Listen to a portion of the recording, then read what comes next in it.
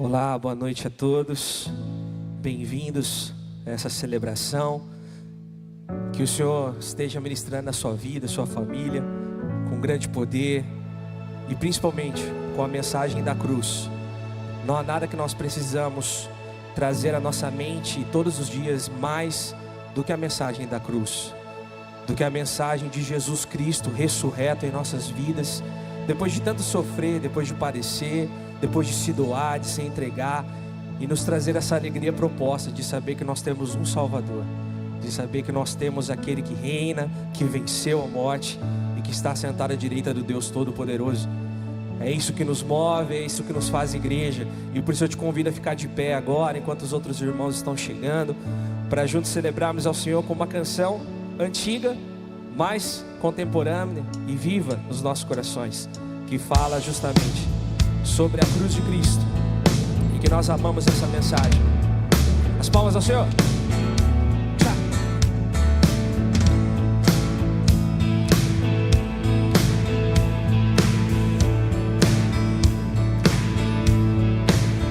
Rude cruz se erigiu, dela o dia fugiu, como emblema de vergonha e dor. Mas contempla essa cruz, porque nela Jesus deu a vida por mim, pecador. Vamos declarar: se eu amo a mensagem da cruz,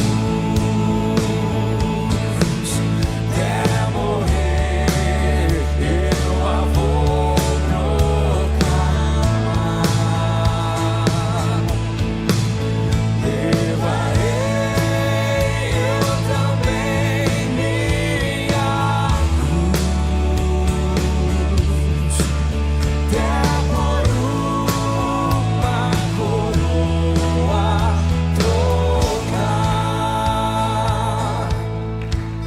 Nesta glória dos céus, o Cordeiro de Deus ao Calvário humilhante baixou.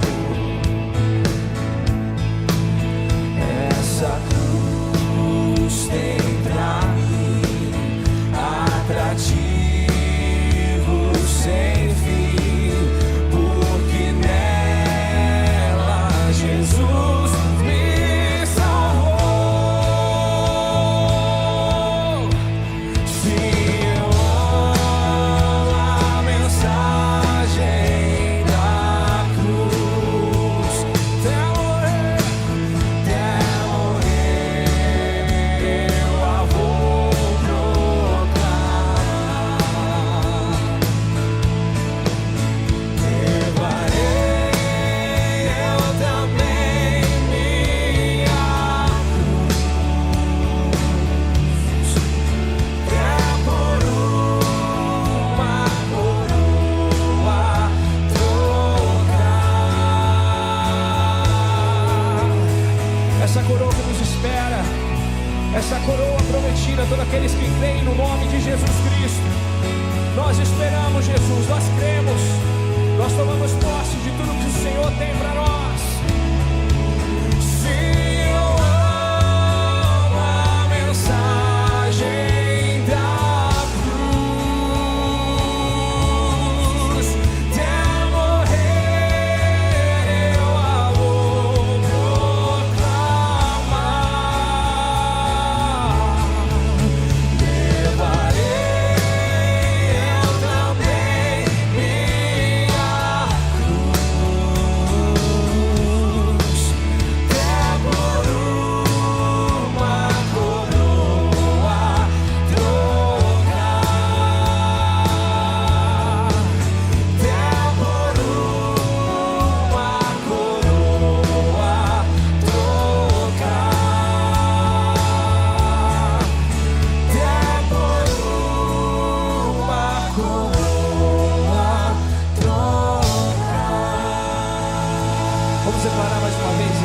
as nossas vozes. Vamos declarar mais uma vez. Pois essa é uma canção que nós precisamos cantar em muitas vozes, pois nós somos o povo da cruz. Nós somos o povo de Jesus. Vamos declarar. Se eu amo a mensagem da cruz, até morrer eu a vou proclamar. Nós levaremos juntos. Levarei eu também minha cruz, até uma coroa trocar. Aplauda ele, aplauda ele. Aleluia. Obrigado, Jesus. Amém. Você pode se sentar. Quantas vezes você já ouviu? Deus tem um plano para a sua vida. Você foi criado para um propósito. Mas qual é o plano? Qual é o propósito? E se o que você precisa para encontrar a resposta não for apenas olhar para a sua vida, mas quebrar paradigmas, ampliar o horizonte? A resposta vem quando mudamos de perspectiva. Um convite para ressignificar. Uma jornada de 12 encontros com pastores, líderes, missiólogos e antropólogos, onde você irá mergulhar na perspectiva bíblica, histórica, cultural e estratégica. Você não vai se acostumar com o comum. Vem com a gente.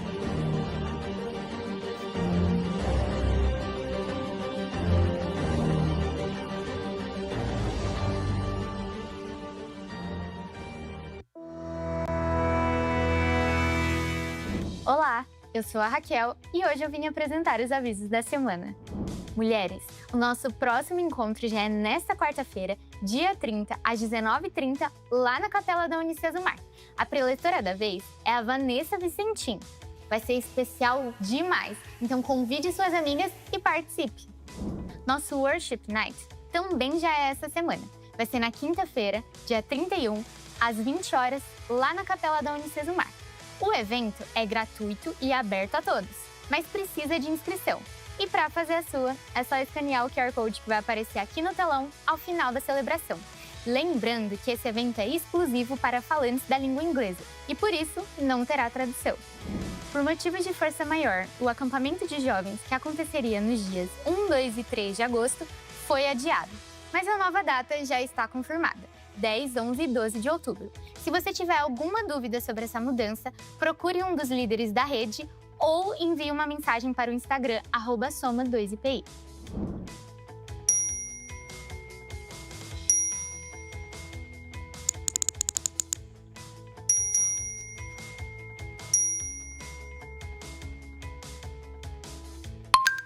Já sei! Vamos todo mundo para a igreja domingo ver a nova série de mensagens Grupo da Família. Aquela que teve em agosto do ano passado, lembra que todo mundo amou? Então, ela tá de volta, mas com mensagens novas. Então vale a pena ir todo mundo assistir, até porque todo mundo amou, né? Então assim, vou mandar uma enquete aqui no grupo com os 3 horários pra gente decidir qual horário a gente vai. Às 9, às 10h45 ou às 19 horas, beleza? Tio, tia, primo, vovó, espero todos vocês, todo mundo desse grupo, viu? Eu já convidei a minha família, agora falta você convidar a sua. E por falar em família, temos mais uma novidade especial. Nos dias 8, 9 e 10 de agosto, faremos uma conferência da família com a participação do reverendo Hernandes Dias Lopes. Não dá para perder, né? Então já anota na sua agenda. Dia 8, sexta-feira, às 19h30. Dia 9, sábado, também às 19h30. E dia 10, no domingo, nos horários normais das nossas celebrações, às 9, 10h45 e 19 horas. Os 3 dias no mesmo local, aqui no ginásio. Esperamos você e toda a sua família. Se você gosta de evangelismo criativo, esse último aviso é para você. No dia 20 de agosto, daremos início ao curso de palhaçaria. Serão 2 meses de jornada com 8 encontros ao todo, sempre às quartas-feiras, das 19h30 às 21h30. Esse curso vai te capacitar para levar alegria e esperança em diferentes contextos, como ações de evangelismo, visitas a hospitais e asilos e recreações com crianças. As vagas são ilimitadas e para maiores de 18 anos. Para saber sobre os valores e demais detalhes, é só escanear o QR Code que vai aparecer aqui no telão ao final dessa celebração. E esses foram os avisos dessa semana. Até a próxima. Tchau!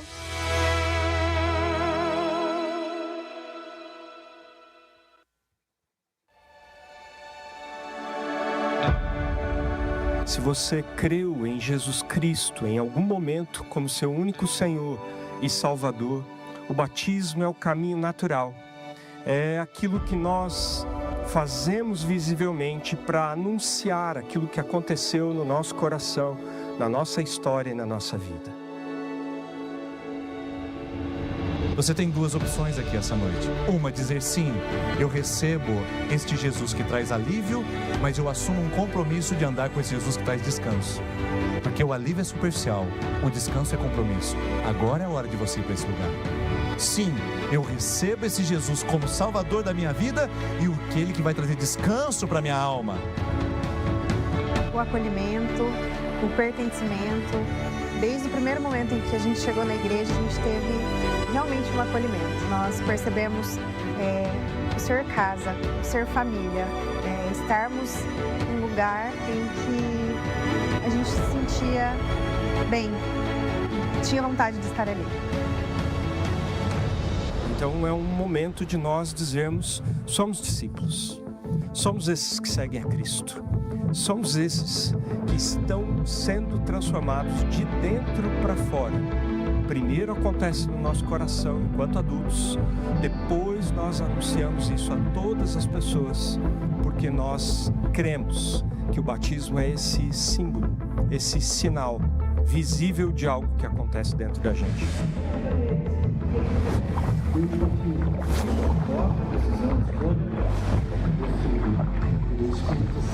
Eu te batizo agora, em nome do Pai, do Filho e do Espírito Santo.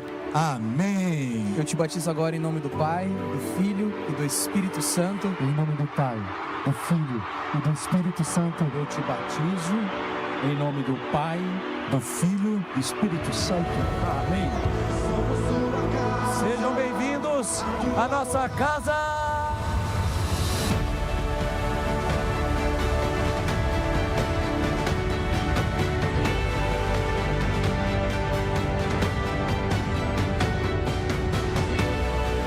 Nossa casa ganhou novos nomes, novas vozes, novos sorrisos.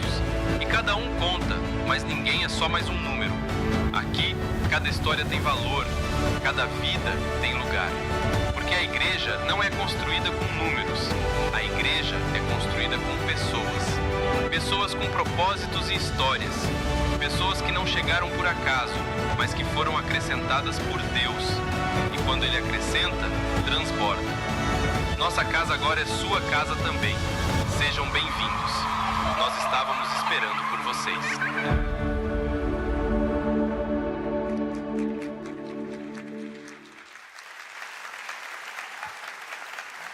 Boa noite, a graça e a paz do Senhor Jesus. É gostoso demais ver esse vídeo, né? É bom demais saber o que Deus está fazendo no nosso meio e como Ele está abençoando a nossa caminhada e como isso traz mais pessoas para perto da gente e o quanto isso faz a gente crescer não só em número, mas em comunhão. Eu louvo a Deus pela oportunidade de ter vivido essa experiência esse ano, nessas 3 recepções que aconteceram, e nós já temos um caminho para você que quer se tornar membro dessa igreja. A festa que nós tivemos a semana passada, essa recepção dessas pessoas, o abraço delas, foi um tempo muito gostoso, foi um tempo de Deus para a nossa comunidade. E nós queremos convidar você que está frequentando a nossa igreja já há algum tempo e que precisa se conectar, fazer parte desse corpo, para nos ajudar nessa caminhada, para ser bênção na nossa vida, na nossa história enquanto igreja, para ser instrumento usado por Deus também, para nos fortalecer e nos abençoar, tá bom? Então assim, tem um QR Code aí, você pode pegar a sua câmera, a câmera do seu celular, acessar. Ali vai mostrar o trilho que você vai fazer, você vai preencher um cadastro, isso vai para a secretaria, ela vai começar um processo com você. E aí você vai então entrar agora em setembro como membro da nossa igreja oficial, tá bom? Já existem pessoas que fizeram essas inscrições, nós já temos uma turma que estava numa lista de espera, então não deixe para fazer perto do dia, do tempo, porque pode ser que você não consiga fazer já para setembro, tá bom? Então procure quanto antes. Se você não conseguir fazer com o seu celular, ali no nosso balcão de informações você pode fazer também, tá bom? Pedir para incluir o teu nome no processo e você vai fazer parte desse tempo conosco, dessa festa bonita que nós vimos aqui nesse vídeo.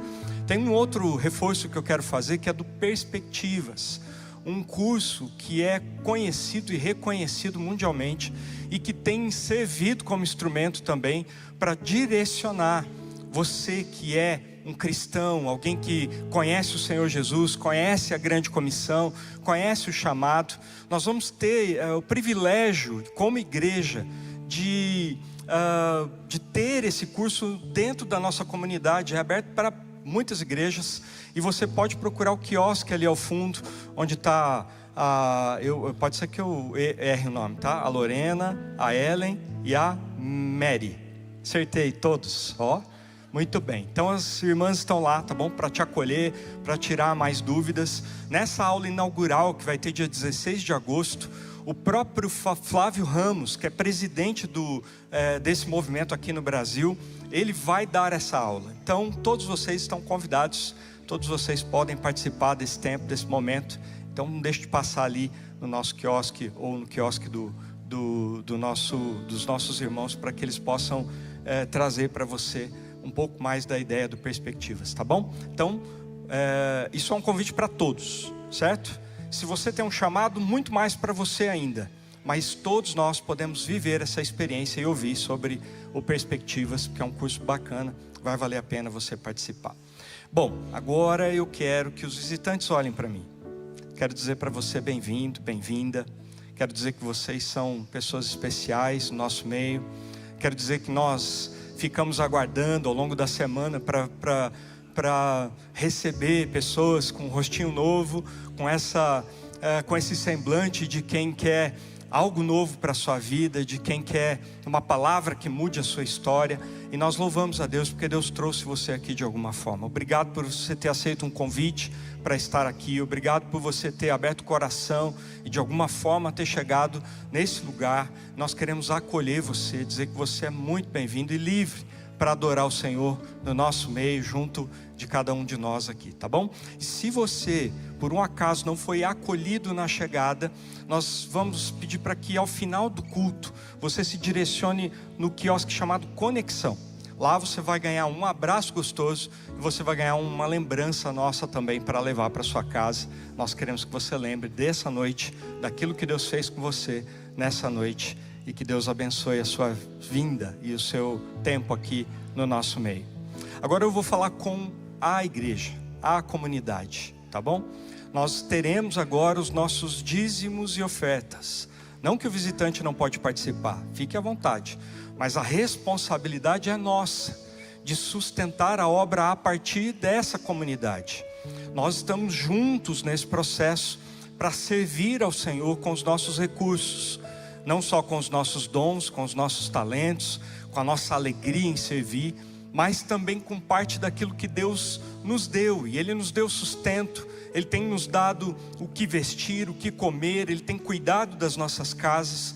E nós, com um coração generoso e grato, respondemos a isso, entregando os nossos dízimos e ofertas para que o Evangelho continue avançando como tem avançado, para que pessoas continuem sendo alcançadas fora dessas paredes e também em todo lugar onde o Senhor tem nos levado, porque nós temos braços em todo lugar do mundo. E eu queria que você entendesse isso. Você vai viver essa experiência em adoração, com a alegria que Paulo diz em 2 Coríntios 9, a alegria que está proposta no seu coração, com a certeza de que esse recurso não vai te fazer falta, é algo que será usado para o anúncio do Evangelho. E se você tem essa convicção, se você entende isso de Deus, se você já amadureceu na fé para compreender essa realidade e o quanto isso é importante, você pode fazer isso com o QR Code que está aí na sua cadeira da frente, com esses meios eletrônicos lá no nosso quiosque de informações também, tá bom? Vamos orar? Vamos ficar em pé? Senhor, obrigado. Nós estamos num culto onde aqui fisicamente, juntos uns dos outros, próximos, sentindo o aconchego, ou lá nas casas onde os aparelhos eletrônicos estão com acesso a esse culto, que o Senhor possa falar da mesma forma, ministrar, tocar, alcançar, abençoar, que o louvor chegue de um jeito diferente aos nossos corações e que possamos celebrar a Tua presença e adorar o Seu nome, e que o Senhor mesmo conduza tudo que vamos viver nesse culto, e que o Senhor abençoe esses dízimos e ofertas, que de alguma forma eles sirvam ao Teu nome de um jeito como esse que temos visto e vivido no nosso contexto e na nossa geração, com excelência. E abençoa os nossos visitantes, que eles se sintam de fato em casa, abençoados, ministrados, cuidados e tocados pelo Seu Espírito Santo, em nome de Jesus. Amém.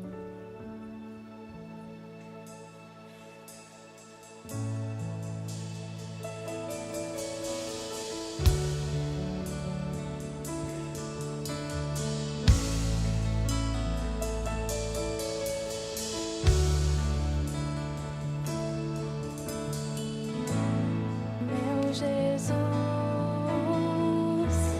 Salvador, outro igual não há. Todos os dias quero louvar as maravilhas de teu amor.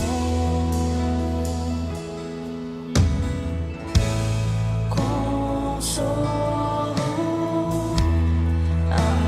abrigo, força e refúgio é o Senhor. Com todo meu ser, com tudo que sou, sempre te adorarei.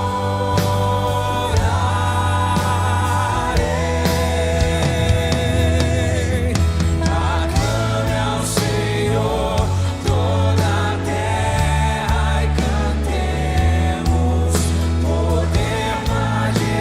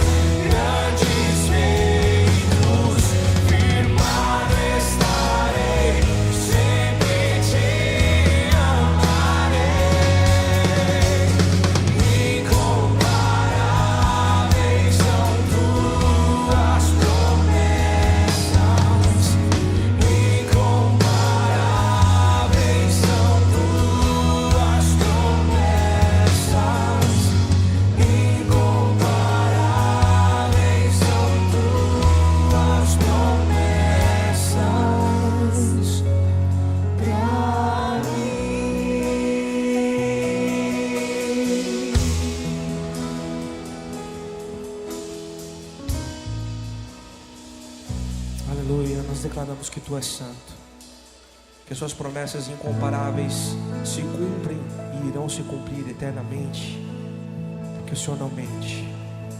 O Senhor é o nosso Deus eterno. Aleluia.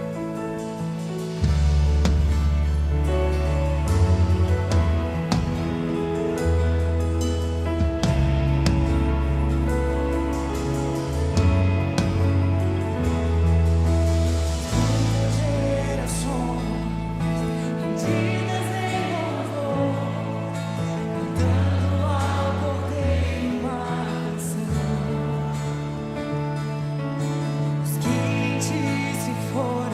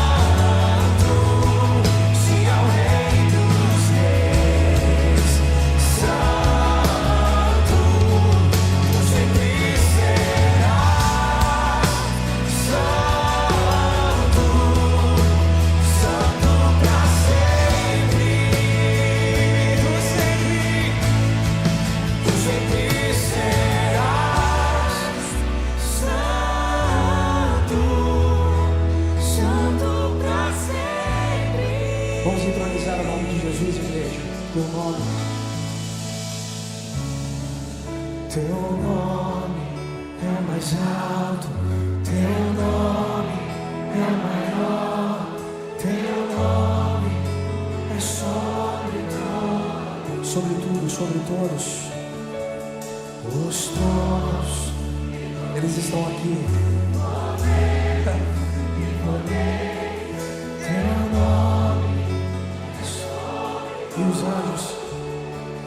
E os anjos clamam, santo,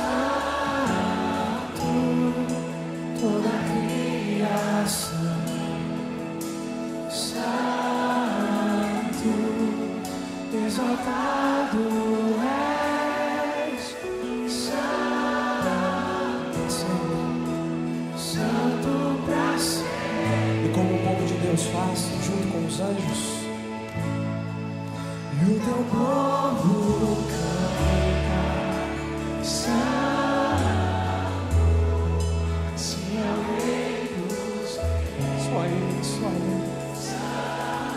Ele sempre, tu sempre serás santo, santo pra sempre. Aleluia, aleluia. Aleluia, Jesus. Toda honra e toda glória seja dada a Ti, Jesus. Toda essa reverência, toda essa adoração, Pai. Corações quebrantados, corações contritos, corações cheios de esperança e de alegria, porque nós temos um Deus eterno, poderoso, grandioso, Alfa e Ômega, Senhor de toda a terra, de todo o céu e de tudo que neles há. Não há nada que passe desapercebido, não há nada que não tenha o toque do Senhor, não há um detalhe sequer que não foi planejado, que não foi criado, que não foi contemplado pelos olhos do Eterno, pelos olhos daquele que nos vê e nos ama com amor incondicional. E nós te adoramos, Senhor, por mesmo ser tão grande e ao mesmo tempo nos amar tão profundamente.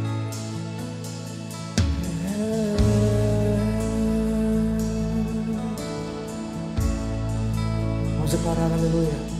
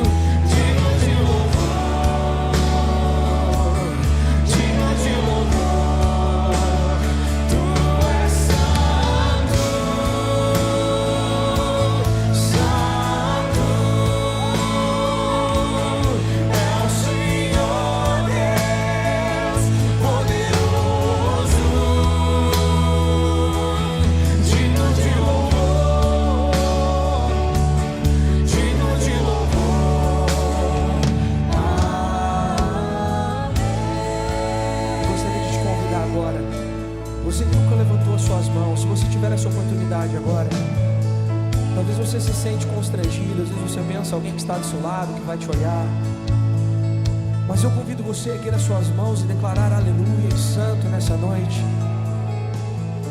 Erguer as mãos é um sinal de rendição, de contemplação, e a presença do Eterno está aqui, o Espírito Santo está aqui. Por isso é um convite, não é para te constranger. Eu te convido a aproveitar esse momento. E se você nunca fez isso, às vezes você ora pedindo: Senhor, eu quero te adorar diferente, eu quero experimentar. Levante suas mãos para juntos declararmos aleluia, e que Ele é santo. Aleluia.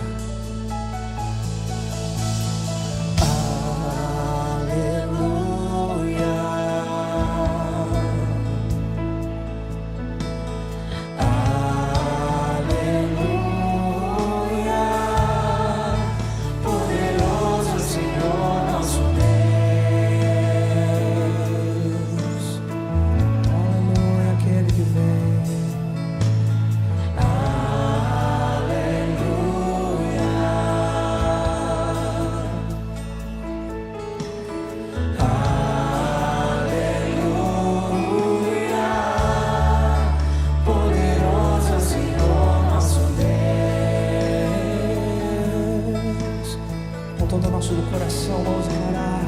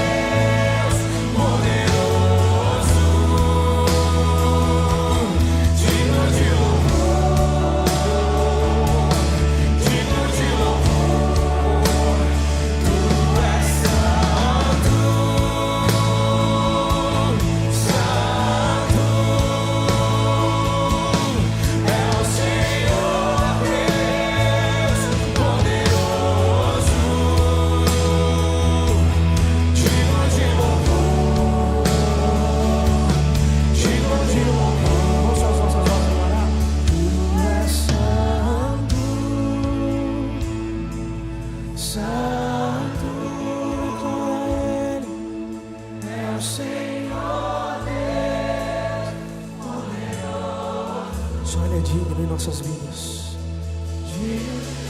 Ele está sentado no alto trono, digno de louvor. Tu és santo, santo é o Senhor Deus poderoso. Nos prostramos, digno de louvor.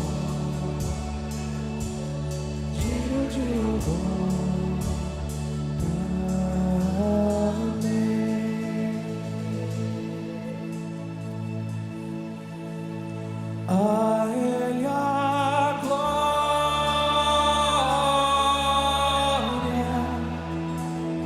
a Ele a glória, só Ele, a Ele a glória, pra sempre, amém.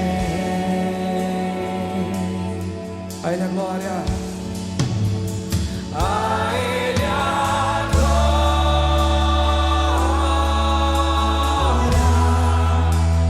a Ele a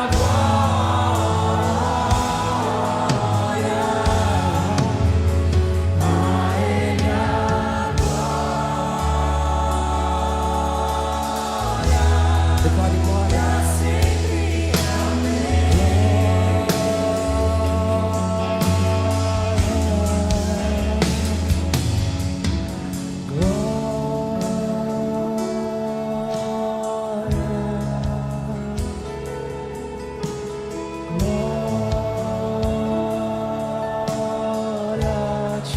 Declare palavras de adoração. Te adoramos, Jesus, nessa noite. Só a Ti seja a glória, o louvor dos nossos lábios, Senhor, nos eleve em adoração. Que a Tua igreja declare quem Tu és, declare o Teu nome que é poderoso, onipotente, Deus eterno, Senhor dos exércitos, grandioso, grandioso. Tu é a glória, Tu é a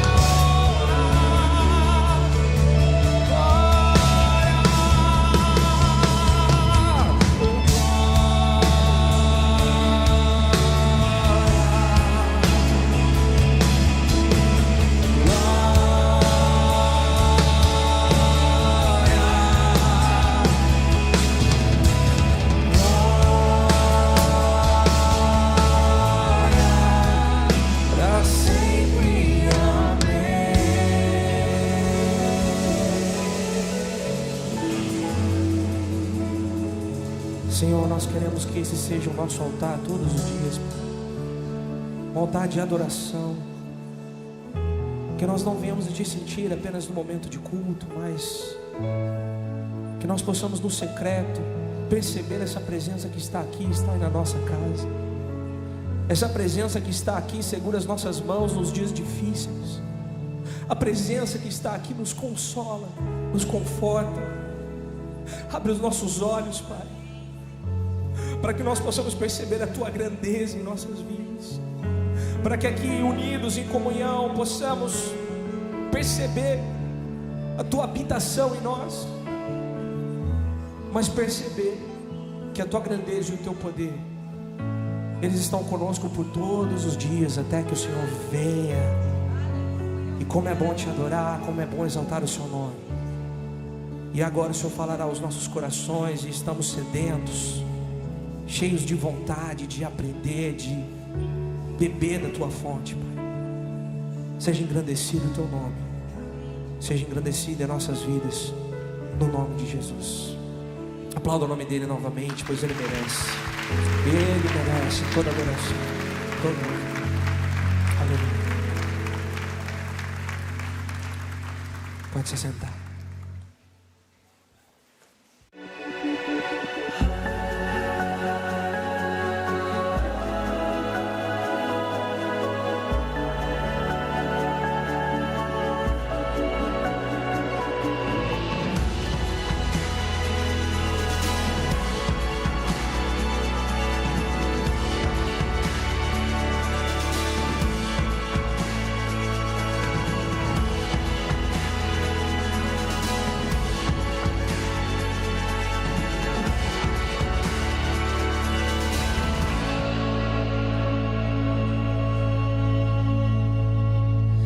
Graça e paz em nome de Jesus. Que bom ter você conosco, junto com a sua família, para adorar nesse lugar. Você que está aqui, você que acompanha pelas redes sociais, pela internet, pela TV Unicesumar, é muito bom ter todas as famílias reunidas aqui, para a gente poder celebrar juntos como família em Cristo. Aliás, hoje nós vamos falar sobre um tema que não tem conexão com série de mensagens, mas a partir de domingo que vem você é a nossa convidada e o nosso convidado, porque vamos falar sobre família.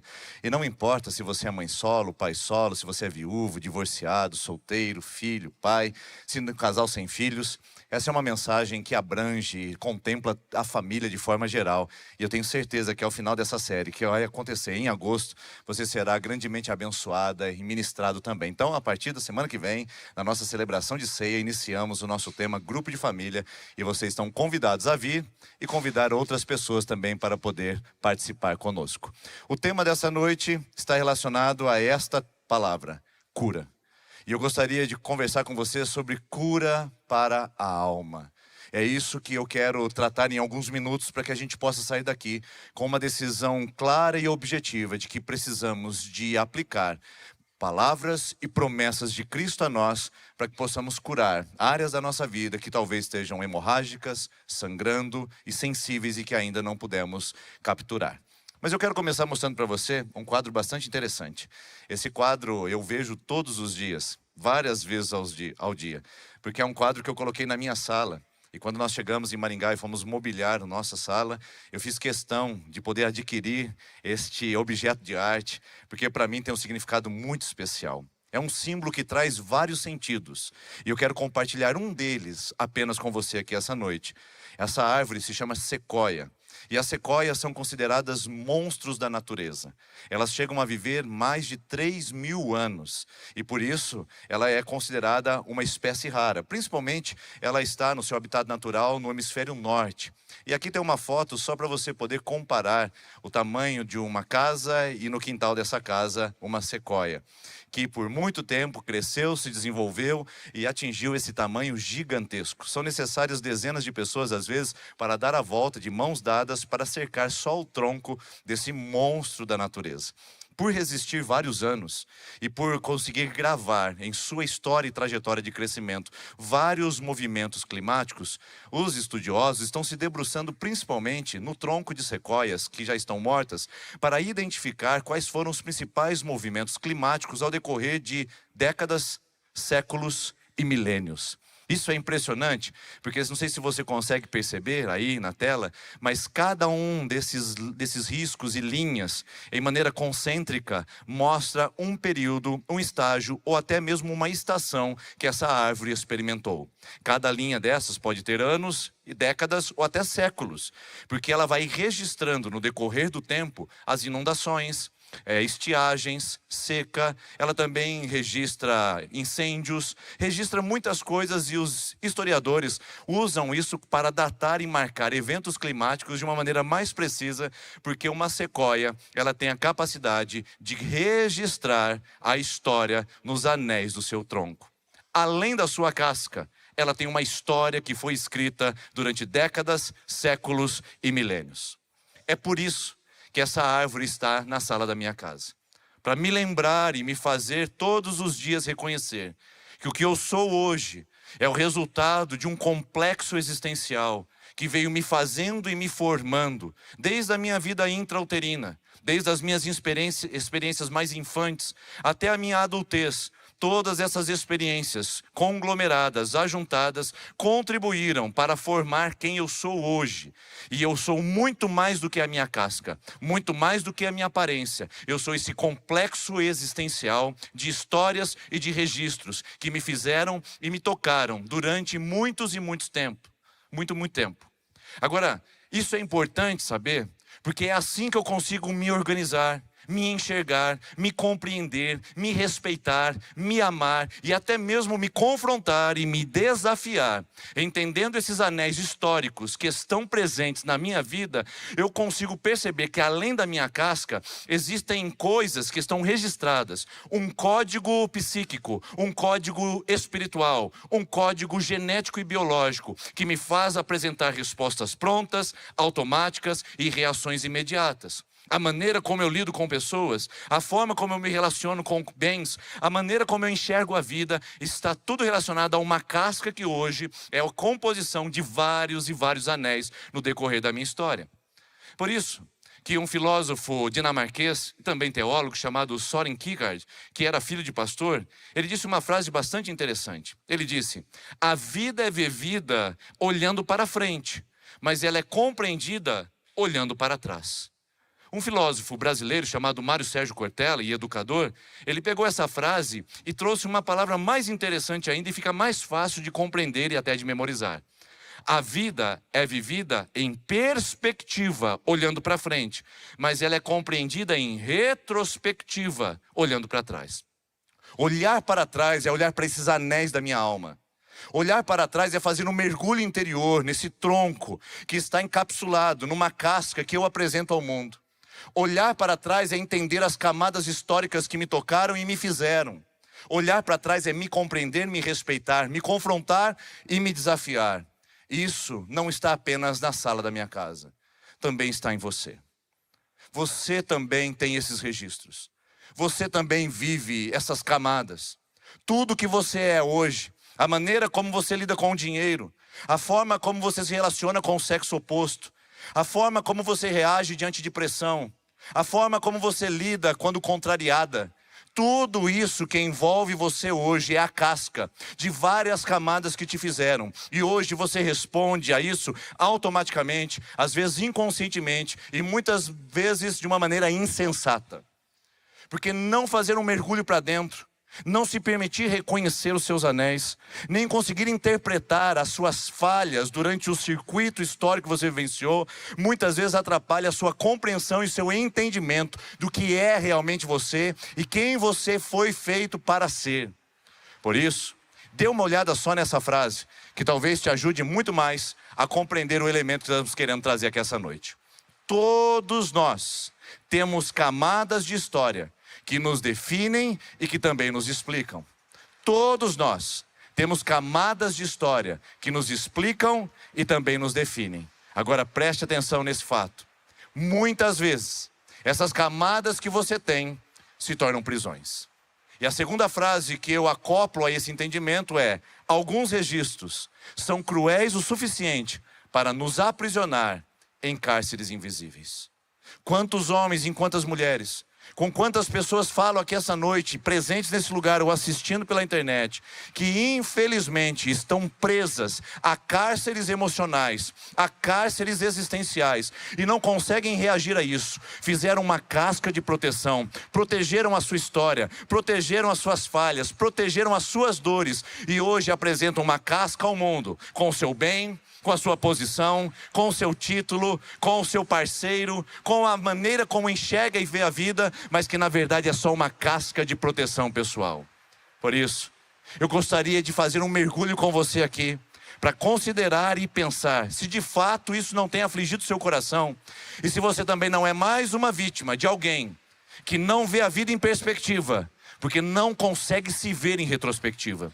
Não consegue conhecer a sua história, não consegue curar os seus traumas, não consegue lidar com as suas cicatrizes e muito menos consegue manusear e até mesmo manejar as suas dores que marcaram você até chegar nesse lugar. Mas eu quero dizer para você, não estamos sozinhos aqui essa noite. Eu com a minha sequoia na minha sala de estar, você aqui com os seus anéis existenciais. Não estamos sozinhos diante de uma realidade de que a vida precisa ser vivida em perspectiva, mas compreendida em retrospectiva. E que algumas feridas estão limitando, paralisando, excluindo e trazendo sobre nós uma marginalização da graça e da vontade de Deus. Por que nós não estamos sozinhos? Porque nós temos um texto de Marcos capítulo 3 que mostra para nós essa realidade de alguém que precisava viver a vida também em perspectiva, mas compreendê-la em retrospectiva. O texto diz assim, Marcos capítulo 3, versículo 1. Jesus entrou novamente na sinagoga, e ali havia um homem com uma das mãos atrofiada. Eles observavam Jesus de perto para ver se curaria o homem no sábado, procurando um motivo para acusá-lo. Deixa eu parar aqui um pouquinho só para situar você no contexto. O Evangelho de Marcos tem 16 capítulos. Nos 3 primeiros capítulos, o evangelista já intencionalmente registra 5 conflitos com os fariseus e com a religião dominante judaica da época. Os primeiros conflitos apenas apresentam o desconforto dos fariseus, mas esse é especial. Porque nesse conflito em torno do sábado e da cura daquele homem com a mão atrofiada, vai levar os fariseus a decidirem por um fato: o assassinato e a crucificação de Jesus. Eles decidem matá-lo nesse 5º conflito. O problema que está em xeque aqui, que Marcos quer registrar, é a ofensa de Jesus à religião institucional da época. E a opressão de um espaço que deveria ser de cura e de transformação, que se transformou em apenas um território para acentuar exclusão, opressão e sofrimento. O que Marcos está dizendo é que Jesus está confrontando a religião. E essa religião da época não tem respostas para curar pessoas que frequentam seus lugares. Sinagoga é uma palavra importante você entender o que significa. Sinagoga era um centro religioso onde a cultura judaica poderia manter viva e atuante a sua fé. Eles descobriram a forma de ser sinagoga em 587 a.C., quando eles foram para a Babilônia como exilados e deportados, e não tinham mais o templo para poderem sacrificar. Então eles aprenderam a criar sinagogas, espaços de estudo da Torá, a Bíblia judaica, para manter viva a chama religiosa. Nos tempos de Jesus, eles já tinham de volta o templo que havia sido construído ou reconstruído com Esdras e Neemias. Porém, eles permaneceram com as sinagogas, centro religioso de estudo das Escrituras. Para traduzir melhor e você entender onde eu quero chegar com essa palavra, Jesus entrou na igreja. Jesus foi na igreja judaica. Jesus foi nessa comunhão de pessoas em torno de uma religião. E Jesus foi, naquele momento, totalmente afastado dessa comunhão, porque ele ofende a religião.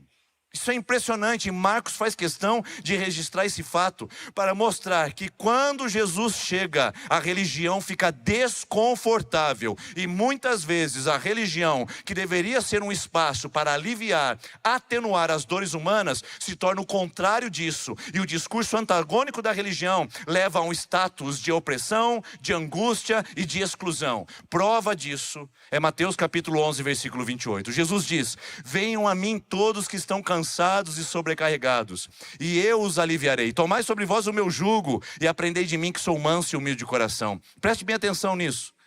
Esse texto muitas vezes é pregado para falar: você está cansado de ansiedade? Você está cansado de pressão? Você está cansado de angústia? Esse texto é usado para falar sobre isso, mas nas Escrituras, de fato, cansado e sobrecarregado de jugo, era cansado e sobrecarregado de religião. Jesus está dizendo: venham a mim vocês que estão vendo que a religião se transformou em um poder opressor e excludente, e eu aliviarei vocês desse pesado fardo. Então Marcos está registrando isso para mostrar que Jesus entra numa sinagoga para encontrar um doente. Agora eu queria que você olhasse para esse texto de uma maneira mais específica, porque o texto continua dizendo: Jesus então disse ao homem da mão atrofiada, versículo 3, levante-se e venha para o meio. Depois Jesus lhe perguntou, ou melhor, lhes perguntou: o que é permitido fazer no sábado? O bem ou o mal? Salvar a vida ou matar? Eles, porém, permaneceram em silêncio, olhando com raiva para os que estavam à sua volta e profundamente entristecido por causa do coração endurecido deles. Indignação e angústia tomam o coração de Jesus.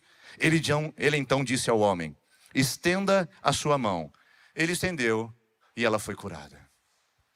Quando Jesus entra na sinagoga, ele consegue enxergar um homem enfermo.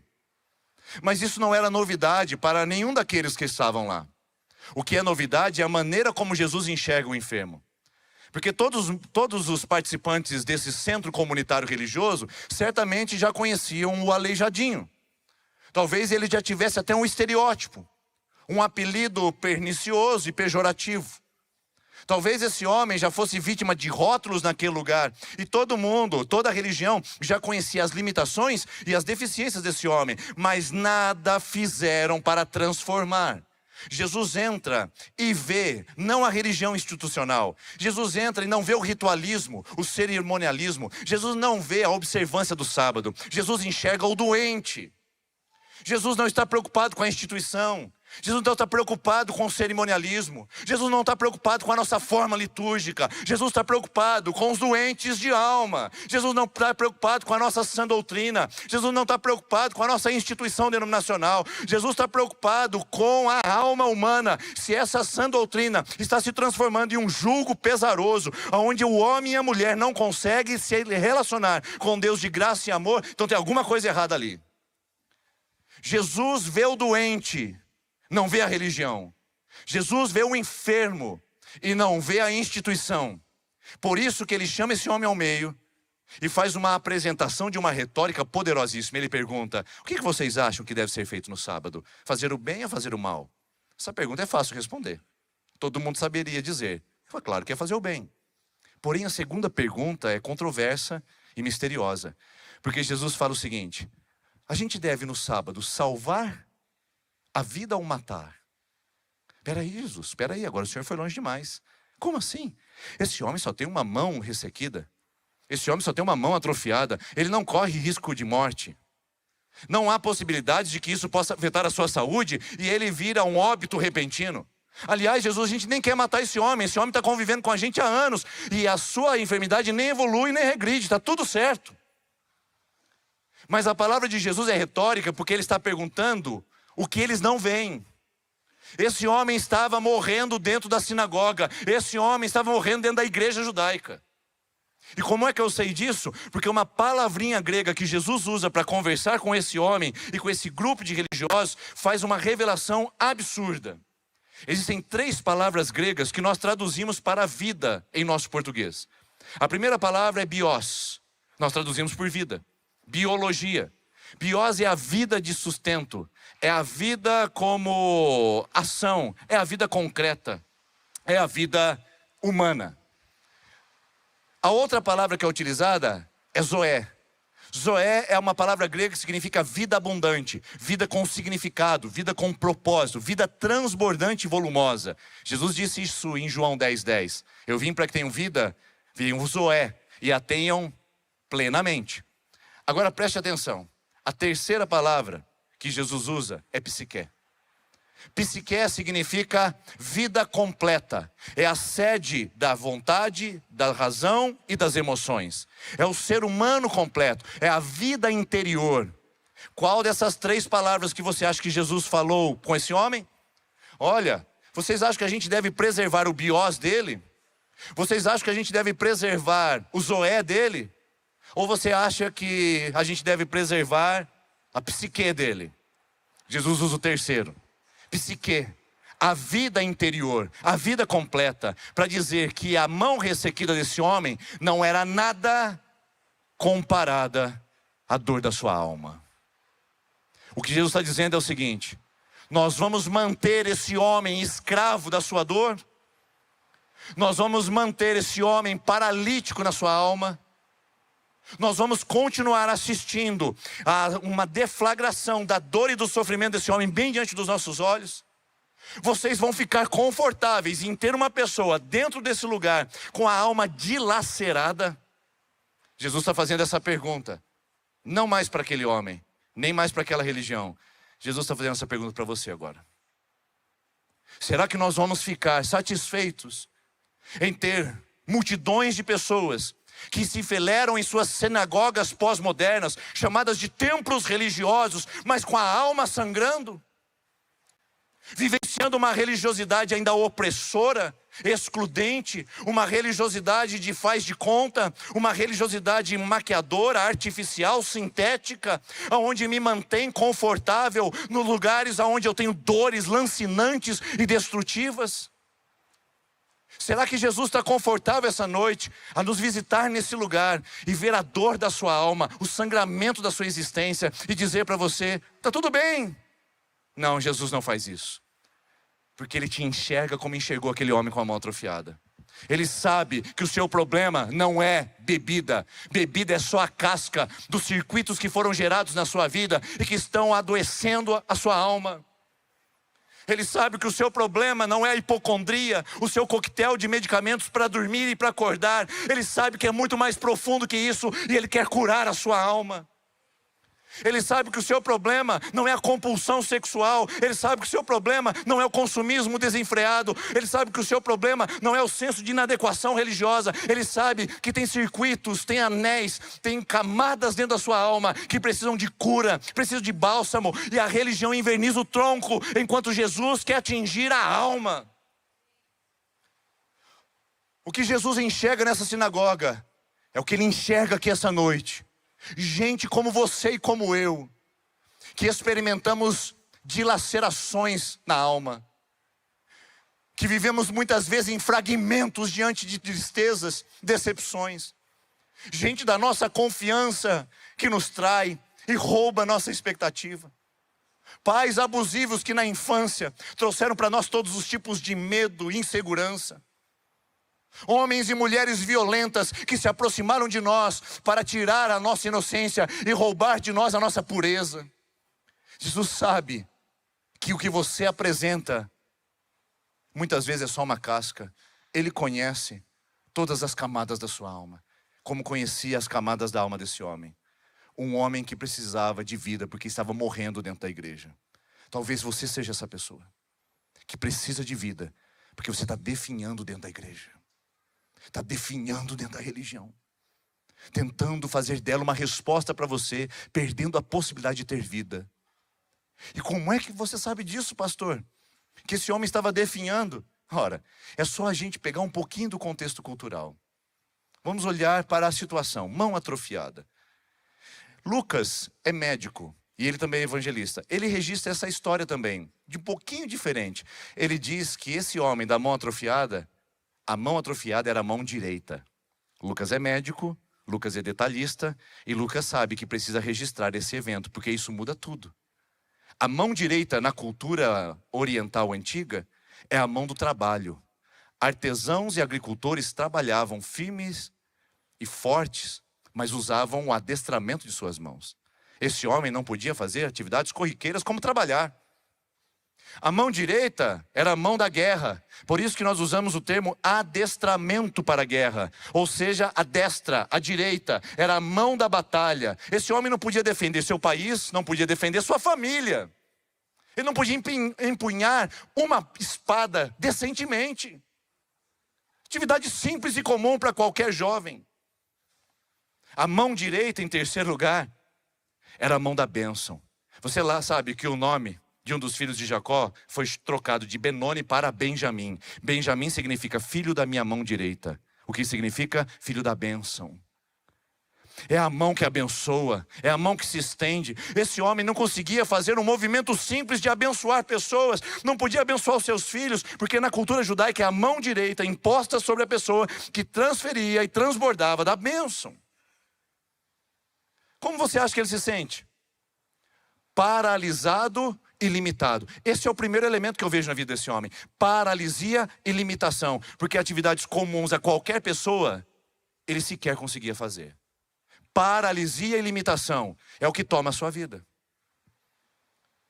Porque muitas vezes você não percebe, mas a sua mão direita atrofiada rouba de você a capacidade de avançar. Atividades comuns para qualquer pessoa, para você é um transtorno, porque você está paralisada. Atividades corriqueiras para qualquer ser humano, para você é um desafio hercúleo, gigantesco.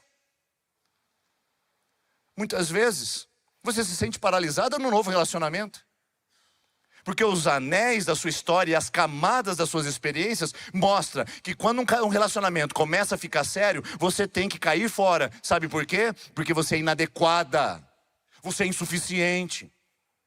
Você paralisa diante da sua profissão, porque sente que você não tem capacidade o suficiente para desempenhar, porque você tem limitações dentro.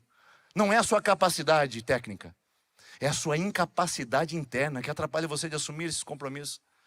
Muitas vezes paralisados e limitados dentro da própria fé.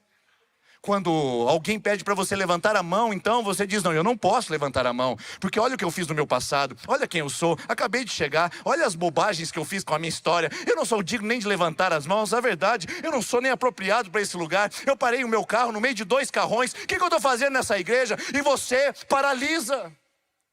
Se exclui da graça, se exclui da bênção, porque está tudo aqui nos seus circuitos, está tudo aqui registrado na sua história, e a sua casca te impede de expandir, de crescer, de avançar, até mesmo no seu relacionamento com Deus. Esse homem não conseguia fazer atividades corriqueiras, porque estava limitado. Veja bem, tem coisas na sua vida que são simples, e que você está tornando complexa, só porque não consegue agir com isso de maneira natural. Porque a mão direita atrofiada, eu tenho que confessar e tenho que concordar com você, é um grande transtorno. Eu pergunto para você, qual é a mão direita, ou qual é o nome dessa mão direita que atrofiou na sua vida? Que impede você de trabalhar bem? Que impede você de abençoar e transbordar sobre a vida das pessoas? Uma mão mirrada, fechada? E que impede você de simplesmente defender sua vida, sua família e sua história. Gente limitada e paralisada não consegue fazer esses 3 simples movimentos, porque estão como o homem da mão atrofiada. Mas em segundo lugar, quando a gente fala sobre esse homem nessa situação, eu percebo que também tem um contexto de dor crônica. Paralisia e limitação que me impede de agir, porque eu não tenho condição para isso, eu não tenho capacidade. Mas também dor crônica. Você imagina só o que esse homem está vivendo. Dia e noite acordando com aquilo. Tendões esticados, pele totalmente deformada, músculos atrofiados. Imagina a dor disso. Dia e noite com aquela dor, com aquele sofrimento. E alguém chega na igreja, na sinagoga e fala para o homem da mão atrofiada, que talvez pudesse ser muito bem conhecido naquele período como o aleijadinho. E dizem para ele, olha para Deus, Deus é bom, sirva a Deus com alegria, cumpra os seus votos. Ele olha para sua mão e fala, mas está doendo. E alguém olha para ele e fala assim, mas olhe para Deus, sirva a Deus, cumpra seus votos. Ele olha para sua mão e fala, mas está doendo. Como olhar para Deus enquanto dói? É isso que a religião faz. Você chega a um lugar com as suas dores, com as suas feridas abertas, você chega sangrando e alguém olha para você e diz, é culpa sua. Deus é bom. É você que não está experimentando. Deve ter alguma coisa errada com você. Mas está doendo. Eu não quero ouvir palpites agora. Eu só quero que alguém fale para mim como estancar essa dor. Gente que vive no complexo da dor, é sequestrado em suas esperanças. Gente que está com dor, não consegue ver outra coisa. Imagina só, você está com uma forte crise de pedras no rim ou cálculo renal. Você está lá contorcendo de dor e são quase 6 horas da tarde e está tendo um lindo pôr do sol na sacada do prédio. Aí alguém vai lá no quarto e diz: querida ou querido, pare de se contorcer com dor. Nós estamos vendo um pôr do sol magistral da nossa sacada do prédio. Eu pergunto para você, alguém é capaz de ver o pôr do sol com crise de cálculo renal? Porque a dor sequestra a nossa visão. A dor sequestra a nossa capacidade de raciocinar. A dor sequestra a nossa esperança. E tem gente aqui essa noite me ouvindo presencialmente e me assistindo de maneira online que sabe do que eu estou dizendo. Você não consegue mais viver porque tudo na sua vida é dor. Olhe para os filhos, não consegue ver a bênção dos filhos porque há uma dor dentro da sua alma. Não consegue desfrutar o trabalho. Os companheiros de time, de equipe. Não consegue lidar e visitar a sogra ao final de semana, porque é muita dor na alma. Não consegue contemplar a família, não consegue adorar a Deus, porque está sendo sequestrada e sequestrado pela dor. E sabe o que a gente tem costume de fazer? Nós dissimulamos a dor. E se tem um lugar propício para isso é a religião. É a estrutura religiosa. Como um veneno mortal que faz você silenciar. Shhh. Aqui a gente não fala de gente falha. Aqui a gente não fala de gente pecadora. Aqui a gente não fala de gente ferida. Aqui a gente fala só de gente santa, abençoada, feliz, dizimista e ofertante. Religião silencia as dores, mas não cura. Talvez você tenha sido convidada e convidado a silenciar as dores da sua alma. Nesse hospital que é a Igreja de Cristo, você mal pode falar da sua dor. Por quê? Porque não é a Igreja de Cristo. É a religião humana que está fazendo você silenciar. Porque a Igreja de Cristo diz: fale para mim. Mostre a sua ferida. Onde é que está sangrando? Como nós podemos te ajudar? É isso que a Igreja de Cristo deve fazer. O problema é que a gente, diante da dor, não consegue nem ver esperança. E a gente aprende na religião a dissimular a dor. Não está nem doendo tanto assim, né? É só mais uma mão atrofiada, ninguém vai nem perceber, né? E começa a esconder a dor. E sabe o que acontece com o processo de esconder a dor? Os neurocientistas dizem, atualmente, que o nosso cérebro consegue fazer um movimento chamado de adaptação neural. A gente começa a se adaptar com a dor e não senti-la mais. Porém, os nossos atos e as nossas respostas são motivadas pela dor. A gente não sente a dor, mas a gente responde pela dor. O seu problema não é seu casamento. O seu problema é a sua dor. Você diz que o seu casamento é um estrago. Você diz que a sua profissão, escolheu errado, é uma porcaria. Você diz que estar na igreja para você não faz diferença nenhuma. O problema não é a igreja, não é o trabalho, não é o seu casamento. O problema é só a sua dor. E dor que dissimula, dói mais. Conforme diz Brás Cubas, num dos livros de Machado de Assis. Dor que dissimula, dói mais. Você não sabe, não percebe. E sabe que você precisa de mais analgésicos. Mais bebida, mais noitada, mais consumo, mais dinheiro, mais posição, mais aprovação, mais me aplaudam, mais ovacionamento. É isso que eu quero fazer. Por quê? Porque a minha dor não foi compreendida e não foi respeitada. Esse homem vive esse ambiente. Dor crônica que talvez tenha sido dissimulada e foi acostumada na vida. Quantas coisas você está perdendo só porque está doendo? Quantas coisas você está deixando de ver porque você está numa crise emocional aguda e espiritual violenta? A dor sequestra a sua capacidade de ver, mas também te ajuda, às vezes, a viver na dependência dela, sem notar que está sangrando e hemorrágico por dentro. Mas em terceiro lugar, quando eu vejo a estrutura da vida desse homem, não dá para dizer que seria diferente, porque ele vai vivenciar, além da paralisia e limitação, além da dor crônica, ele vai experimentar agora, ali naquele ambiente, a exclusão. A dor da exclusão. Você sabe que, segundo os estudiosos, a dor da rejeição é uma dor que dói no físico. Eles fizeram testes com mapeamento cerebral e descobriram que quando uma pessoa se sente rejeitada, é a mesma coisa como alguém pisasse no seu dedão. É a mesma dor, a dor que apresenta a dor física. E esse homem então começa a viver a dor da rejeição. Sabe por quê? Em primeiro lugar, ele vivia num ambiente altamente mágico. O Novo Testamento não tinha tomografia computadorizada, não tinha sistema médico para entender os processos de deformidade, não conseguia entender os processos de gametas que talvez foram ali afetados no momento da concepção. Não havia ciência. Eles atribuíam ao mágico e ao sobrenatural isso. Então aquele homem andava pela rua e alguém dizia: passe longe desse homem. Esse homem aí é amaldiçoado. A sociedade adora excluir com rótulos. Isso não é de hoje. Você não sofre isso agora. Esse homem já sofria. Eles tinham a concepção de qualquer doença física ou qualquer enfermidade visível era o resultado da punição e castigo dos deuses. Em João capítulo 9, Jesus encontra um cego e os discípulos perguntam: Senhor, quem pecou primeiro, ele ou seus pais, para ele ficar cego?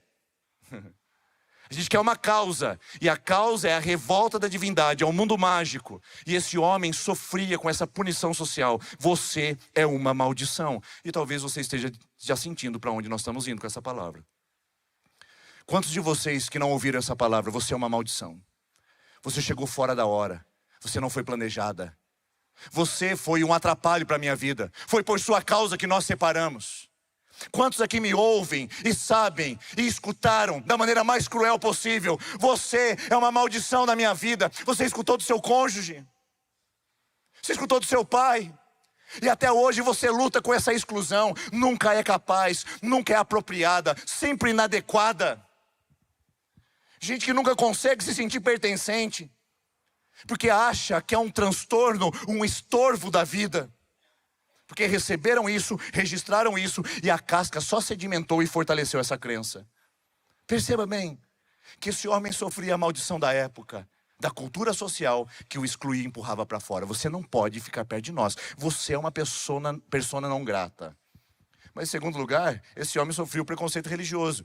Mão atrofiada, não podia entrar no templo. Os levitas não deixavam isso acontecer. Um homem com deficiência ou deformações físicas não poderia apresentar sacrifício. Os sonhos desse homem, de uma vida espiritual, foram roubados, porque o preconceito religioso o colocou para fora. E sabe o que acontece? Eu pergunto para você: onde é que esse homem está na sinagoga? Na margem, na periferia. Porque Jesus o chama para o centro, porque esse homem aprendeu a viver excluído. Uma exclusão pessoal, onde dizia: eu tenho vergonha, eu tenho culpa, eu sou um mal social. Uma autoexclusão, mas também uma outra-exclusão, onde a sociedade o empurrou para fora e a religião colocou nas arquibancadas da vida. Talvez você esteja compreendendo exatamente onde você está nesse momento. Eu não quero diminuir a gravidade de uma sociedade altamente excludente, que classifica as pessoas pelos seus bens e pelo seu consumo, pelo seu poder de compra. Nós vivemos uma sociedade excludente. Mas eu não quero falar sobre isso agora. Eu quero falar quando você se exclui. Quando você se exclui da graça de Deus, da bondade de Deus, da misericórdia de Deus, apenas sendo resposta imediata das suas dores, dos seus traumas e do seu sofrimento. Quanta gente se auto-excluindo. É porque ninguém gosta de mim, é que você não se gosta. Você aprendeu a viver com tanta dor que você mesmo se exclui. É que ninguém me convida, é que ninguém me dá oportunidade, é que ninguém olha para mim. Você mesmo se coloca nos bastidores dizendo: não olhem para mim, porque se for comigo eu sou incapaz, eu sou inadequada, eu sou inapropriada, eu não posso fazer nada. Graças a Deus por Jesus. Porque nesse texto, ele vê um homem excluído e auto-excluído, e diz para ele: vem para o meio. O seu lugar não é na margem, o seu lugar não é periferia. Você não é periférico no plano de Deus, onde Deus está construindo a história de algumas pessoas especiais. Não existe isso. Na vida em Cristo não há cartas marcadas, não há filhos preteridos. Por isso você não pode se excluir da graça e da bondade de Deus, que quer curar a sua alma, quer te enxergar, mas vai te chamar para o meio. Ele não vai admitir que você fique nas periferias da vida. Ele não vai admitir a sua marginalização. E Ele vai confrontar os céus e a terra para dizer que você faz parte do plano dEle e que a sua dor precisa ser curada. Mas para isso Ele vai confrontar dizendo: vem para o meio. Saia desse quarto. Saia desse lugar escuro. Saia dessa compulsão. Saia dessa mentira e desse auto-engano. Saia, vem para o meio. Mostre o seu rosto para mim. E aí o que acontece aqui é maravilhoso. Olha só o que Jesus faz nesse texto. Vem para o meio, porque eu quero mostrar para você uma realidade de vida que você ainda não sabe e desconhece. E aí, ele volta os olhos para a religião e olha para os fariseus e diz: e aí, gente, o que vocês acham que eu devo fazer? E sabe o que a religião faz? Jesus silencia e confronta a religião. Porque religião nenhuma tem resposta para a sua dor. Ela cria paliativos genéricos, placebos, que não resolvem o seu problema. Apenas adicionam fardos mais pesados, culpas e vergonhas. Quanta gente que está nesse lugar, que por estar nesse lugar se sente mais culpada do que leve, do que livre, do que abençoado. Isso é religião. Que você talvez carrega desde aquilo que você recebeu da sua infância, como o prazer de Deus é castigar as pessoas. Você é o resultado da punição divina. Aqui se faz, aqui se paga. São palavras como essa que você entrou acreditando e que impede você de perceber que Jesus silencia a religião.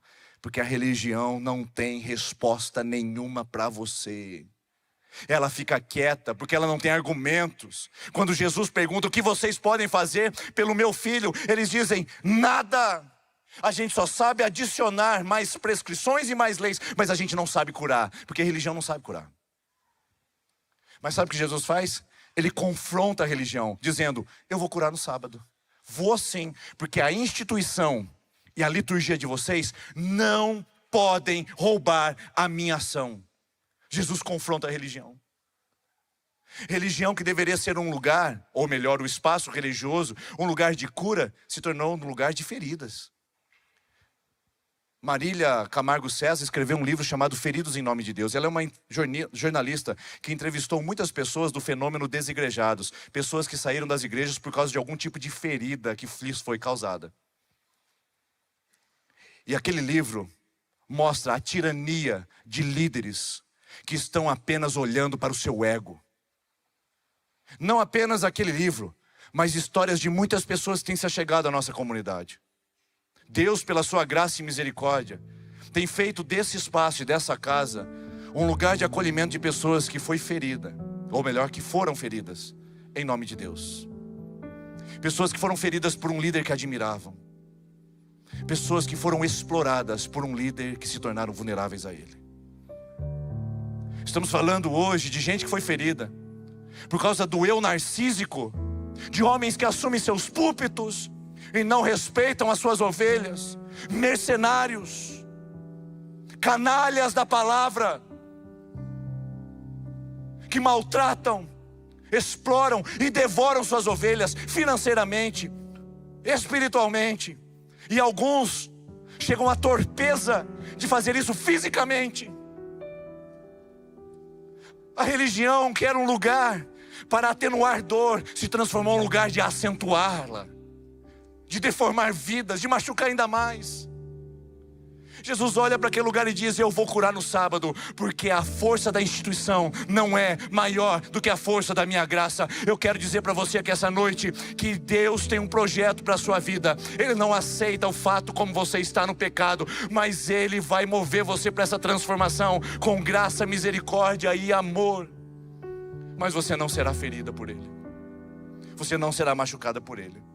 E se houver qualquer tipo de ferimento, Oséias capítulo 6, versículo 1 diz: Ele faz a ferida, mas Ele também a liga, Ele também a cura. Sabe por quê? É aquela pessoa que teve o osso calcificado, torto. Aí o médico tem que quebrar o osso de novo para fazer do jeito certo. Dói, é um processo terapêutico invasivo, mas sara o doente. Eu quero dizer para você que está aqui essa noite, não estou dizendo que vai ser fácil, não estou dizendo que é atenuado, não estou dizendo que não vai ter nenhum custo. Eu só estou dizendo que vale a pena pagar esse preço de andar com Jesus, de ver com Ele. Se houver uma ferida feita por Ele, Ele se responsabiliza em curar. Mas se houver uma ferida pela religião, ela vira as costas para você. Tchau, obrigado, se vire com seus problemas. Isso não é povo de Deus, igreja de Cristo. Porque a igreja de Cristo é parecida com o que Ele fez. E sabe o que Ele faz? Um fenômeno mais lindo e mais maravilhoso. Ele chama o homem no meio e diz o seguinte: estenda a sua mão. Eu queria convidar você aqui essa noite a estender a sua mão. Não tem cura sem exposição. Não tem cura sem um movimento que você possa fazer. É a sua decisão. Continuar escondendo as suas dores e a sua vulnerabilidade, ou abrir e dizer: Senhor, aqui está a minha atrofia, aqui está a minha deformidade, aqui está a minha dilaceração, aqui está a causa da minha dor. Eu sou só uma casca, com corpo perfeito, com muito dinheiro no bolso, saúde para dar e vender, mas ainda dilacerado na alma. Eu não consigo.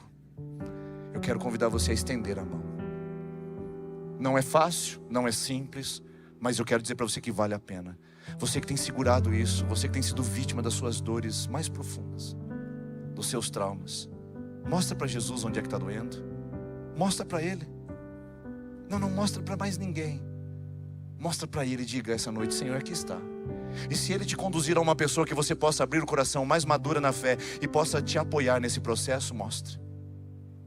O que eu quero dizer para você essa noite é que não existe cura sem você se expor ao Mestre e a Cristo. E essa é a noite e é a posição que você pode tomar nisso. E quando você fizer isso, você pode viver o que esse homem viveu. Olha só o que o texto diz: então ele estendeu a mão e ela foi restaurada. Aleluia! Simples assim, mas não fácil. Por isso que esse texto mostra para mim uma palavrinha importante que eu gostaria que você registrasse e levasse para o seu coração. Quando o autor bíblico diz a mão foi restaurada, ele está falando sobre uma palavra chamada apokatistemi.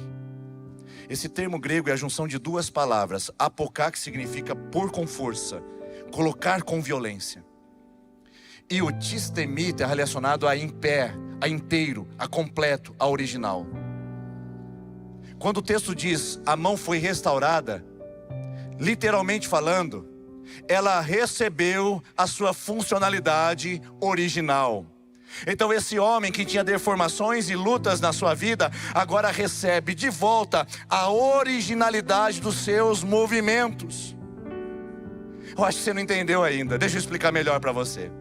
Em Gênesis capítulo 3, nós perdemos os nossos movimentos. Em Gênesis capítulo 3, a queda atrofiou o coração humano. Você que viveu abusos é vítima dessa queda que atrofia a vida humana. Você que sofre com violência, você é vítima dessa queda que atrofia o humano.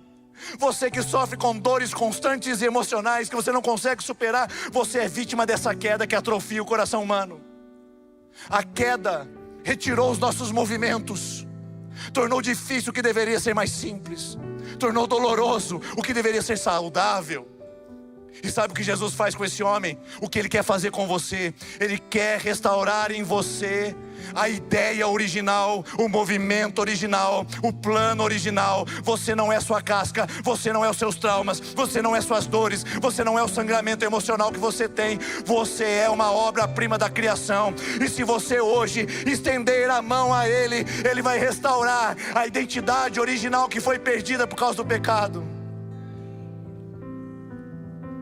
Não, você não entendeu ainda. Não é possível, irmãos. Você está acompanhando algum jogo aí no celular? Eu vou dizer de novo, porque se você não se apropriar dessa palavra, a segunda-feira, os seus fantasmas emocionais, as suas dores angustiantes, a sua religiosidade vai te colocar o pé no pescoço e vai limitar suas ações novamente. Então eu vou dizer mais uma vez: Jesus Cristo é o melhor processo terapêutico na vida de uma pessoa. Se você está em tratamento psiquiátrico, continue e faça. Se você está em tratamento psicológico, em terapia, continue e faça. Aqui nessa igreja nós não somos contra esses movimentos médicos. Porém, nós sabemos que eles não são suficientes, porque é só Jesus que pode trazer restauração à sua vida, à sua história. Só Ele pode redimir o seu passado, só Ele pode te colocar em pé de novo, só Ele pode te trazer a originalidade do Éden.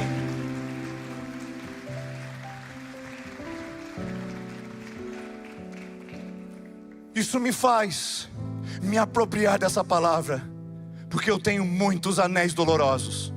Como você, eu tenho muitas camadas que machucam. Mas Deus não apaga os registros das minhas camadas. Ele apenas redime e reorganiza para que eu possa conviver com elas pela graça. É a graça de Deus sobre a sua vida. Ela não apaga os registros da sua história, mas reorganiza pelo poder da graça. Eu quero convidar você a se colocar em pé, por gentileza. Eu queria que você fechasse seus olhos no seu lugar. E em nome de Jesus que está aqui nessa noite, quando eu subi nesse altar para pregar, eu sabia que Ele já estava aqui fazendo algo poderoso e eu só não queria atrapalhar. Senhor, que eu não tenha atrapalhado o que o Senhor já tinha começado quando essas pessoas chegaram aqui. Eu peço que o Senhor continue fazendo sem mim o que o Senhor já estava fazendo antes de mim, Pai. O Senhor já estava curando, o Senhor já estava movendo. E eu peço, Deus, que o Senhor continue fazendo isso. Tem homens e mulheres que precisam estender a mão hoje, porque estão definhando na sua história. Tem homens e mulheres que precisam estender a mão hoje para serem curados, porque o Senhor tem planos maravilhosos para avançarem e crescerem. Tem gente que precisa sair do cárcere da casca emocional, espiritual, religiosa, para expandir um espaço onde o Senhor chamou para esse homem e essa mulher ocupar. Em nome de Jesus. Eu queria que você essa noite está aqui comigo. Nós vamos cantar o refrão dessa canção que diz: eu vou construir minha vida em Ti. Eu queria convidar você a fazer um movimento onde nós estamos num lugar seguro. É um espaço seguro. Eu queria pedir que a nossa equipe de mídia não fizesse nenhuma filmagem das pessoas que vierem aqui à frente, porque eu quero que elas se sintam seguras para poder fazer esse movimento. Se você quiser estender a sua mão hoje e dizer: Senhor, essa palavra foi para mim, eu quero cura, eu quero viver livre de algumas coisas, alguns pensamentos que me atormentam, eu quero pedir que você venha aqui à frente. Enquanto nós cantamos essa canção, você sai do seu lugar, vem bem aqui à frente, bem pertinho de mim, que eu quero orar com você. Pode sair do seu lugar rapidamente, a gente não tem muito tempo, mas eu quero orar com você, que precisa dizer: Senhor, aqui está. Apresente qualquer coisa que você sabe que hoje de alguma maneira está doendo. Saia do seu lugar, não tenha vergonha, vença essa vergonha, saia, faça um movimento, vem para o meio. Você se expõe em redes sociais, mas não vai se expor diante do Rei dos Reis e Senhor dos Senhores. Você vomita as suas dores ao mundo, você não vai se expor a Ele aqui. Se exponha, diga: Jesus me cura. Saia do seu lugar e venha. Você está no lugar mais apropriado, a presença de Cristo. Eu vou construir minha vida em Ti. Tu és meu fundamento. Eu vou confiar somente em Ti. Não vou ser abalado. Santo, és incomparável,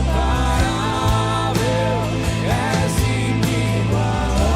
Põe as suas mãos, mostre os seus olhos, diga para Ele: mostra quem Tu és e enche o meu coração do amor que faz mudar. Eu vou construir. Declare bem forte: é a sua rebelião contra a dor, dizendo que é em Jesus que isso acontece. É só nele, é por Ele. Diga isso com sua voz.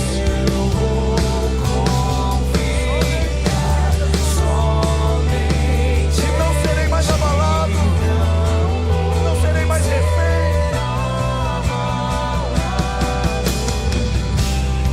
Senhor Jesus, nós apresentamos diante de Ti as nossas vidas.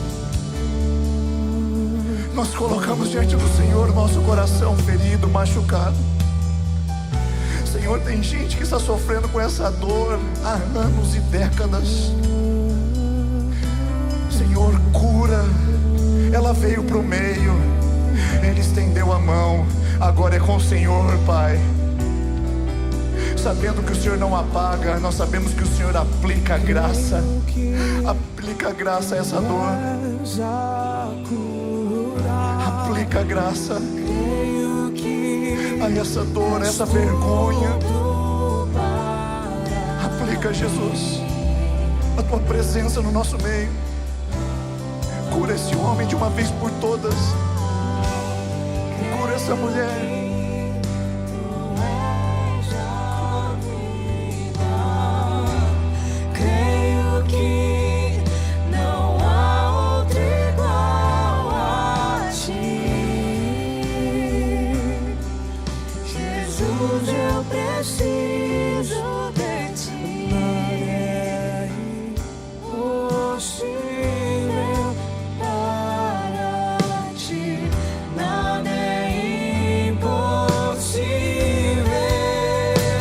Saiba disso.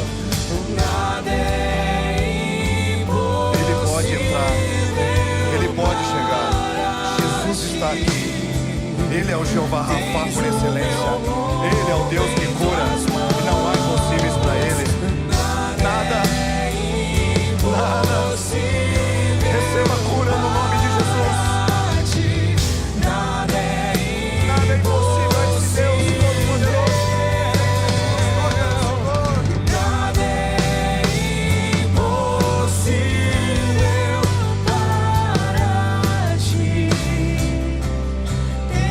Coloque a sua mão no coração e declare mais uma vez: eu creio que tu és a cura. Coloque a sua mão no seu coração.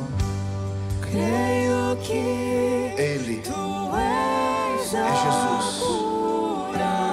É esse nome. Creio que és tudo para mim. Sim, Jesus. Nós cremos nisso. Creio que tu és a vida. Creio que não há outro igual a ti. Jesus, eu preciso de ti. Senhor Jesus, nós precisamos de Ti. Os nossos esforços religiosos não conseguem atingir o que só o Senhor, pela Tua graça derramada, pode fazer. Os nossos discursos humanos não conseguem atingir aquilo que só a Tua palavra pode atingir. A nossa evolução científica, as nossas capacidades médicas não conseguem resolver áreas que pertencem só ao Senhor, e que esse homem, essa mulher, esse jovem está sendo levado nesse momento para receber de Ti. Bálsamo que vem e que desce da cruz, bálsamo que emana da pessoa de Jesus.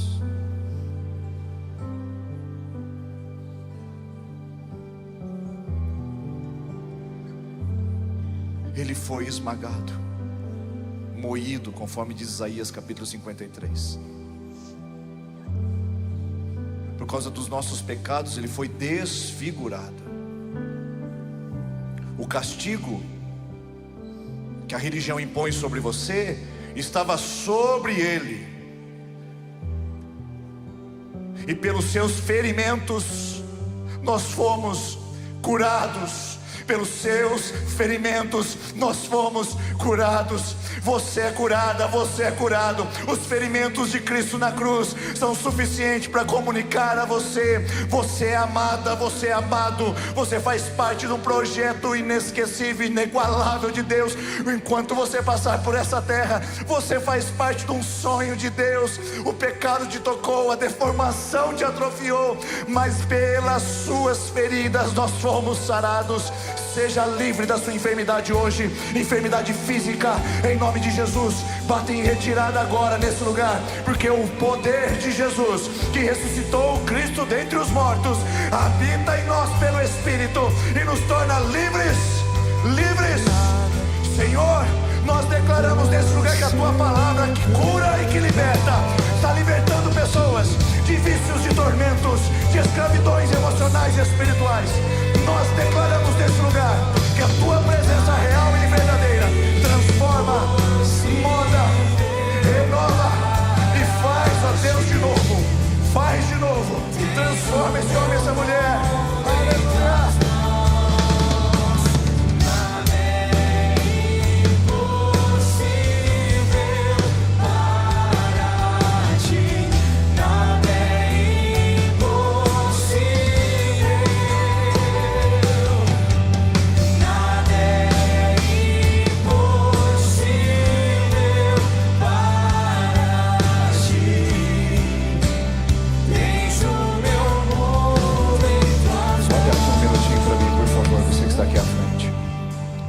Eu não tenho poder de declarar cura para você. Eu não posso dizer eu declaro cura sobre a sua vida.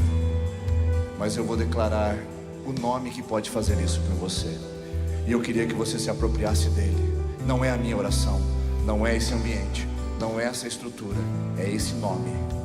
Então eu quero declarar sobre a sua vida o nome de Jesus, te curando, te salvando, te restaurando, te transformando e fazendo um milagre na sua história, para você viver agora aquilo que lhe foi roubado e que foi lhe tirado, e que você viva isso plenamente, em nome de Jesus. E o povo que crê nisso diz: aleluia, amém. Salva de palmas a Cristo, o Senhor. Aleluia, aleluia. Dá um abraço na pessoa que está perto de você. Peça dela essa noite dizendo: seja curado em nome de Jesus. Deus abençoe você que está aí no seu lugar, você que assistiu pela internet.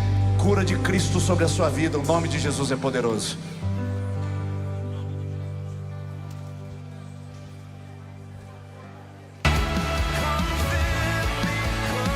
Uau!